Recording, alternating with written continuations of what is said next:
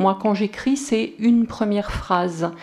Et ensuite, la question de l'écriture, c'est que la main guide le travail, en fait. On est vraiment dans du corporel, même dans l'écriture. On est vraiment dans l'œuvre du mouvement.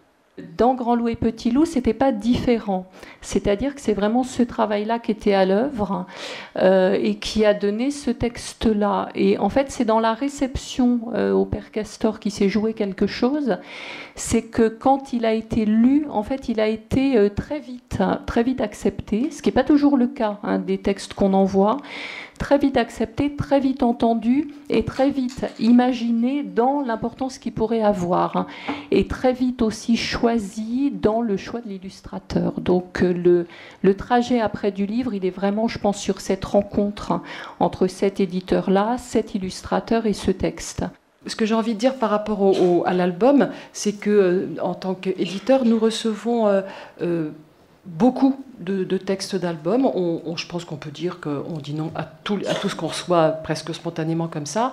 Et on reçoit des textes de romans et on en reçoit quelques-uns quand même que nous publions spontanément.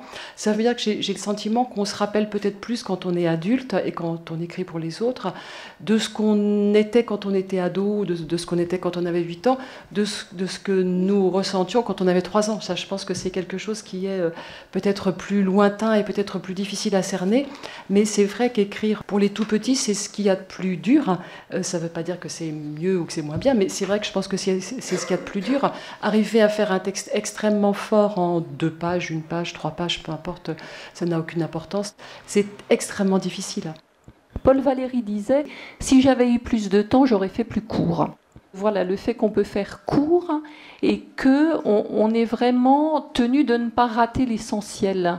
Alors, ça donne en fait vraiment un gros écart entre quelque chose qu'on destine en fait à l'enfant et l'enfant prétexte. On est vraiment sur ce fil-là très souvent d'honnêteté vis-à-vis de nous-mêmes. Donc voilà, moi je fais souvent, j'écris aussi des textes beaucoup plus longs, mais en essayant de rester, même dans des textes longs, dans la qualité de l'élan. En fait, c'est une des envies de dessin qui m'ont donné envie d'écrire. J'avais envie d'aller vers des univers qu'on ne me proposait pas en fait, au niveau dessin.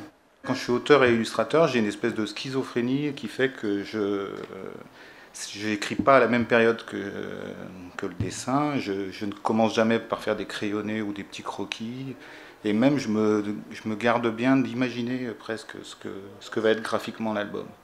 Je vais vers des univers que j'ai envie de dessiner. Par exemple, pour Un bleu si bleu, c'était la notion de voyage. J'avais envie de dessiner la mer. C'était un peu le point de départ de ça. Pour L'attrapeur de mots, je voulais représenter graphiquement en fait de la typographie, j'avais envie de travailler là-dessus.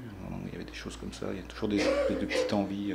Moi j'ai été élevée avec les contes, une grande culture des histoires le soir et des grands contes, les Mille et une nuits, les contes du Nord qui viennent de ma grand-mère suédoise. Et quand j'ai voulu commencer l'illustration, la seule chose, le seul texte dans lequel je me retrouvais, c'était les contes.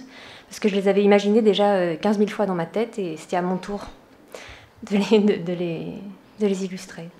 C'est le texte qui va me donner l'envie de faire soit de la peinture, soit de l'illustration numérique avec Photoshop. C'est des espèces de montages de crayons qui sont scannés, qui sont coloriés.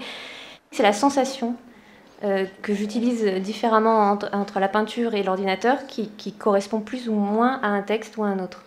Il y a eu des évidences comme Hercule et Ulysse. J'avais besoin de cette idée de traits et ensuite recoloriser à l'ordinateur parce que j'avais besoin d'une espèce de fraîcheur parce que c'était un texte qui était quand même tellement énorme et qui avait une histoire tellement pesante, en tout cas dans ma vie. Voilà, c'était l'Iliade et l'Odyssée, c'était Hercule, c'était la mythologie. Je voulais quelque chose de léger. Et par contre, Poussette, qui était un conte qui est un des plus beaux contes pour moi dans ma vie.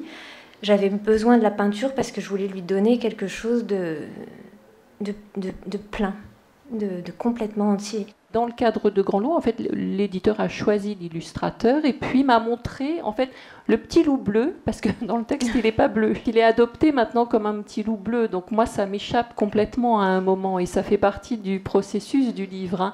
Le livre, il n'est ni un texte ni une image. Pour moi, il est un troisième objet. Quand ça fonctionne, c'est vraiment une troisième entité, hein, où il y a eu vraiment une rencontre, hein.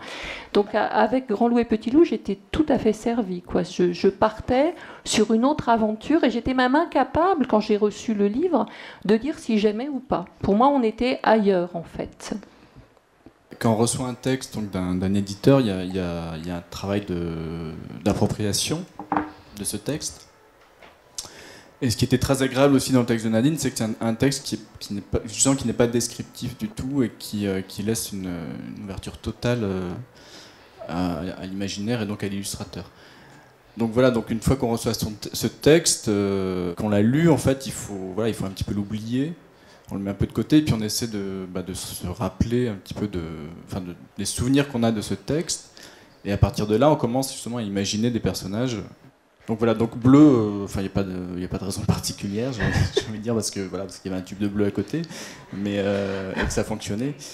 Le texte, en fait, a suscité tout de suite des images, et étonnamment, il n'y a pas eu d'autres recherches, en fait. Ce qui était joli, c'est ce qui est devenu Grand Loup, et la presse, après, nous a rendu compte d'avis extrêmement différents, hein. Il y avait des gens, des journalistes qui ont dit « Oh là là, c'est une magnifique histoire de naissance ». Bon, d'accord, donc le petit bleu aurait été un petit. Après, il y a des journalistes qui ont écrit « Ah là là, c'est génial, c'est vraiment l'arrivée, la confrontation du divorce dans une famille ». Alors, ah bon, d'accord. Bref, les journalistes s'étaient aussi accaparés cette histoire. Et quand Olivier dit « Ben voilà, j'ai fait ça, ça m'est venu naturellement », je pense que chacun, c'est la force d'un très beau texte. Voilà, c'est accaparer le texte et on a lu et on a fait ce qu'il voulait. Et ça, cette universalité-là dans les histoires, c'est quand même assez rare.